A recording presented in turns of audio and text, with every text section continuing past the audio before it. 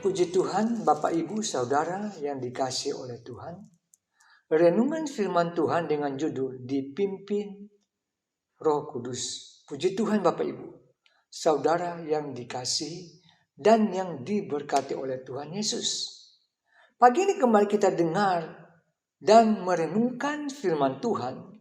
Doa kita, Tuhan pimpin kita oleh Roh-Nya yang kudus sehingga kita diberikan dan diberkati dengan tidak terbatas saat mendengarkan firman Tuhan ini. Puji Tuhan. Sesuai judul firman Tuhan kita baca dalam surat Rasul Paulus dalam Galatia 5 ayat 24-25 sebagai berikut. Ayat 24, barang siapa menjadi milik Kristus Yesus, ia telah menyalibkan daging dengan segala hawa nafsu dan keinginannya. Ayat 25, jikalau kita hidup oleh Roh, baiklah hidup kita juga dipimpin oleh Roh Kudus. Firman Tuhan katakan hidup kita terus dipimpin oleh Roh Kudus. Roh Kudus adalah pribadi Tuhan yang memiliki perasaan. Ketika Daud melakukan dosa, Roh Allah atau Roh Kudus tidak bekerja dalam hidupnya. Sampai Daud bertobat dan meminta agar Tuhan tidak mengambil rohnya dari dalam dirinya Daud. Kita orang percaya yang sudah diselamatkan dan yang sudah menerima Roh Kudus, kita perlu menjaga hati agar Roh Kudus dapat senantiasa memimpin kehidupan kita. Surat Roma pasal 8 mencatat pekerjaan Roh Kudus dalam 5 aspek kehidupan manusia atau orang percaya. Sebagai berikut. Pertama, ayat 2-4, Roh yang memberi hidup telah memerdekakan kamu dalam Kristus Yesus dari hukum Taurat.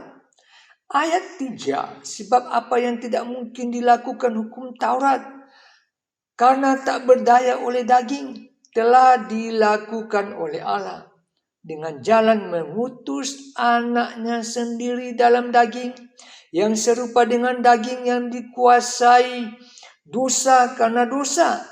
Ia telah menjatuhkan hukuman atas dosa di dalam daging. Ayat 4, supaya tuntutan hukum Taurat digenapi di dalam kita yang tidak hidup menurut daging, tetapi menurut Roh. Sebelum Yesus datang, manusia hidup di bawah hukum Taurat. Taurat datang bertujuan baik. Namun Taurat hanya memberitahukan tentang dosa, tetapi tidak dapat menghapus dosa.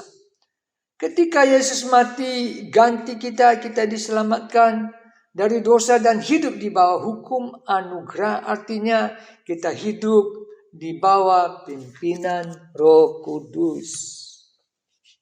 Kedua, Roh Kudus bekerja di pikiran kita.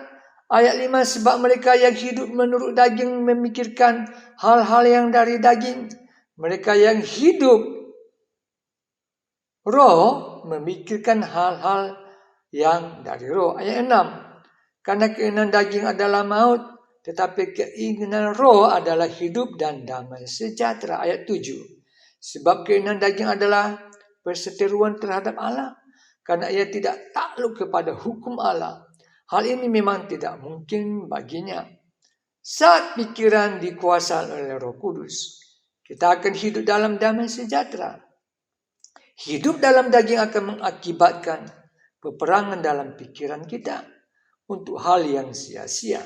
Namun sebaliknya, ketika pikiran kita dipenuhi Roh Kudus, kita akan memiliki pikiran Kristus yang memikirkan pikiran Kristus dan memikirkan hal-hal mulia dan menilai segala sesuatu secara rohani. Ketiga, Roh Kudus bekerja dalam perbuatan kita. Ayat 13, sebab jika kamu hidup menurut daging, kamu akan mati. Tetapi jika oleh Roh kamu mematikan perbuatan-perbuatan tubuhmu, kamu akan hidup. Tingkah laku kita akan membawa kepada maut ketika kita hidup dalam daging. Namun Roh Kudus bekerja untuk menekan tindakan kita yang sia-sia. Keempat, Roh Kudus bekerja dalam pengharapan. Roma pasal 8 ayat 22 sampai 25. Ayat 22 sebab kita tahu bahwa sampai sekarang segala makhluk sama-sama mengeluh dan sama-sama merasa sakit bersalin. Ayat 23. Dan bukan hanya mereka saja, tetapi kita yang telah menerima karunia sulung roh, kita juga mengeluh dalam hati kita sambil menantikan pengangkatan sebagai anak, yaitu pembebasan tubuh kita. Ayat 24.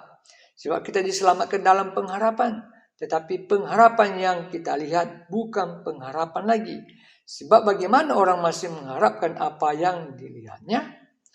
Ayat 25, tetapi jika kita mengharapkan apa yang tidak kita lihat, kita menantikannya dengan tekun. Roh Kudus memberikan pengharapan, yaitu kehidupan yang kekal bersama Tuhan. Kelak Roh Kudus akan mengubah tubuh daging kita menjadi tubuh kemuliaan. 5. Roh Kudus bekerja di dalam doa kita. Roma 8 ayat 26-27. Ayat 26, demikian juga Roh membantu kita dalam kelemahan kita, sebab kita tidak tahu bagaimana seharusnya atau sebenarnya harus berdoa, tetapi Roh sendiri berdoa untuk kita kepada Allah dengan keluhan-keluhan yang tidak terucapkan. Ayat 27, dan Allah yang menyelidiki hati nurani mengetahui maksud Roh itu, yaitu bahwa ia sesuai kehendak Allah berdoa untuk orang-orang kudus. Sering kita tidak tahu mengutarakan kerinduan kita. Roh Kudus mengerti maksud hati kita, sehingga ia akan membantu kita berdoa kepada Tuhan dengan bahasanya sendiri, yaitu bahasa Roh Kudus. Oleh sebab itu penting bagi kita untuk selalu berinteraksi dengan Roh Kudus melalui penyembahan, pujian, dalam doa-doa kita kepada Tuhan. Kesimpulannya, kehadiran Roh Kudus dalam hidup kita sangat penting. Sebab ia akan memimpin kita atau menuntun hidup kita kepada kebenaran firman Tuhan. Tugas kita adalah menjaga dan memelihara Roh Kudus dengan tekun bersekutu dan berdoa, serta taat kepada pimpinan Roh Kudus di dalam kehidupan kita. Amin. Mari kita berdoa. Bapa, di dalam nama Tuhan Yesus, kami bersyukur dan berterima kasih buat firman-Mu yang menolong dan memimpin kami kepada seluruh kebenaran firman-Mu. Kami mengucap syukur Tuhan bahwa Roh-Mu akan senantiasa menolong memimpin kami, sehingga kami hidup dalam pujian penyembahan dan doa-doa kami yang kami naikkan menjadi satu persembahan yang hidup yang berkenan kepada Engkau. Memberkati kami secara pribadi, rumah tangga kami, usaha kami, dan kami juga berdoa untuk pekerjaan Tuhan oleh Bapak Gembala sekeluarga di dalam pelayanan mereka. Biarlah kuasa Allah Roh Kudus memimpin dan menyertai di dalam setiap pelayanan mereka, sehingga kami akan melihat mujizat demi mujizat terjadi di dalam persekutuan pelayanan mereka memimpin seluruh sidang jemaat-Mu. Inilah doa kami, dan kami alaskan semuanya di dalam nama Tuhan Yesus Kristus. Kami sudah berdoa. Haleluya. Amin.